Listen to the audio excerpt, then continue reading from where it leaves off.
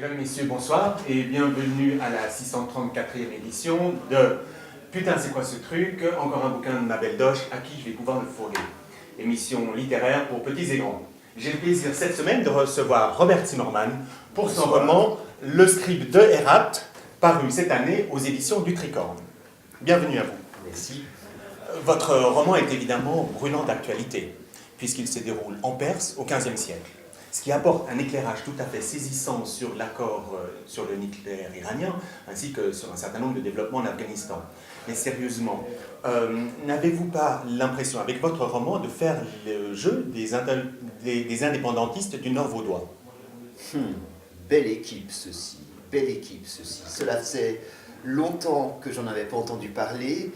Effectivement, en filigrane, je cherche à les atteindre, mais je ne pensais pas qu'à la lecture, d'une première lecture que vous avez faite de mon livre, vous auriez perçu déjà cette chose-là. Et effectivement, ce Nord vaudois me tracasse. Yverdon, Orbe, le musée du fer, que faire? Votre réponse ne me surprend pas. On le dénote, on le dénote. Votre roman parle d'ailleurs de calligraphie et de production de manuscrits. Tout à fait. Sincèrement, la calligraphie, entre nous, c'est un peu un truc de PD. Pourquoi pas la broderie tant que vous y êtes? La broderie. Je n'oserais pas broder sur cette question, mais d'une certaine manière, que ce soit broderie ou calligraphie, ce ne sont que une suite de traits, une suite de... J'ai perdu le fil de mon histoire par rapport à votre broderie.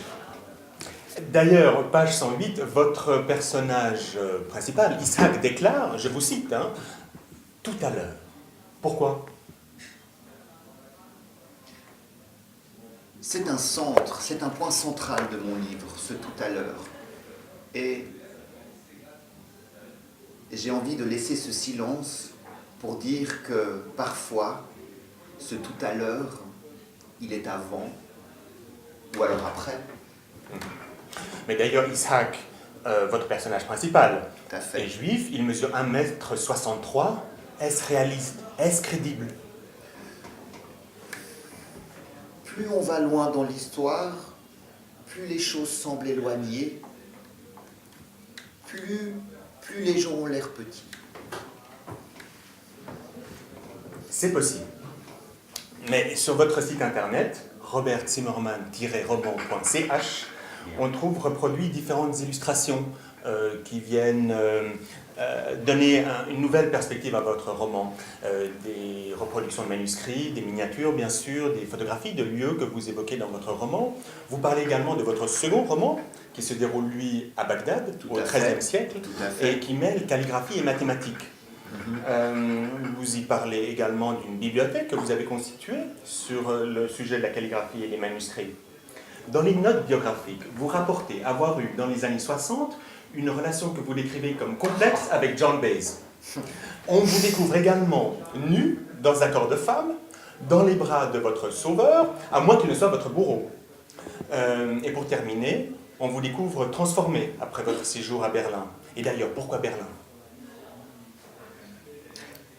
Je parlais du tout à l'heure, de ce point central de mon ouvrage. Et Berlin, d'une autre manière, naturellement, est aussi le centre de l'Europe, comme Herat a pu être le centre de l'Afghanistan à un autre temps. Vous faites le parallèle entre Herat et Florence, mais le parallèle vaudrait la peine d'être considéré effectivement entre Herat et Berlin. Florence, on ne l'a pas évoqué avant, on parlait de John Baez, non?